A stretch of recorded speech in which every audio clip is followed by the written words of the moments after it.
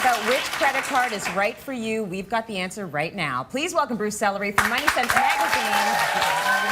Finally back in our studio. Yeah, here I am. Oh my goodness, you've had a good summer. I've had a great summer. I'm wondering, all those vacations you took, did you use a credit card? Oh yeah, for almost everything. Okay, good. I am pretty devoted to credit card use because I pay it off in full every single month, regardless, period, full stop, done. Okay, don't hate him for that. But that's how you're supposed to be with a credit card. Yeah. And some people would say, there's too much interest, there's too much money involved. Why do I even need one? You kind of need a credit card, though, in this day and 2014, age. you need a credit card. Yeah. There's so much you can't do without a credit card.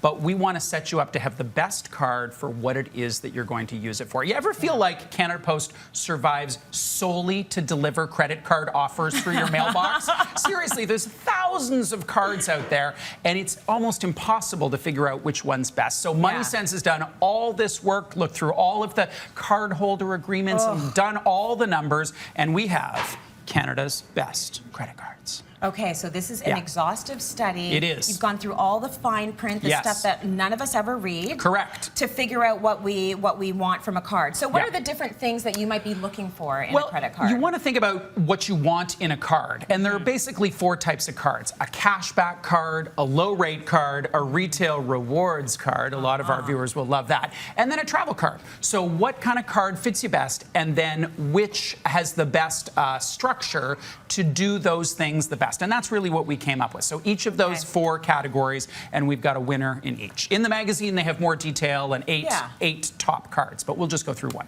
Yeah, you've got the charts and the graphs and everything, which really helps when you go through the article. So let's talk first about cash back. I didn't even know this actually existed. Oh yeah, it pays you to spend. I throw the credit card offers usually right into the recycling bin. I don't even open them. Yeah. So how does that work? Cash back pays you to spend. Now, I know that's the marketing spin.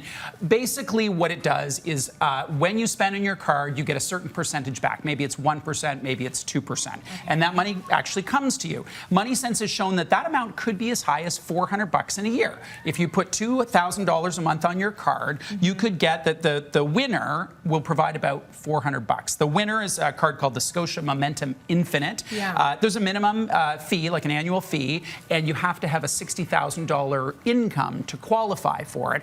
But that can be a great way to make use of your purchases. In today's day and age, the credit card marketers will give you something for your spending. So whatever that is, find what it is and make sure that you get it. And for some people, that's cash back. So you're spending $2,000 a month and you're getting $400 back at the end of the year. The end of the year with that particular card. And then in the magazine, we go through what you get if you have different cards. Okay, so the thing that I've always looked for in credit cards is a low rate. Yeah, a lot of people want a low rate. That is key to me. If you keep a balance on your card, a low rate is hugely important, even if it's not, systemic debt issue. If you just sometimes you forget to pay off your card, you don't want to be hit with an interest payment of 19%. So the best card that MoneySense found in that category is called the TD Emerald Visa. And this is the one, if you carry a balance, the rates range at the low end from about 4.5%, which is pretty cheap, up to about 16%, depending on your credit rating. We'll talk more about that in a couple minutes. Okay, yes, absolutely. Now, this whole idea of spending and then getting rewards on this is how it kind of all started. Items. Do you remember when they first launched the Air Miles card and you'd carry it around and then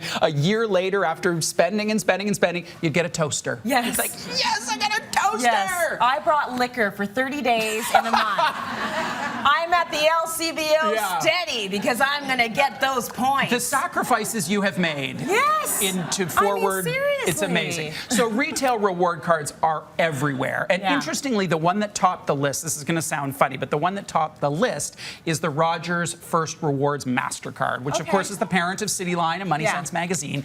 But basically you earn 2 points for every purchase, about 2%.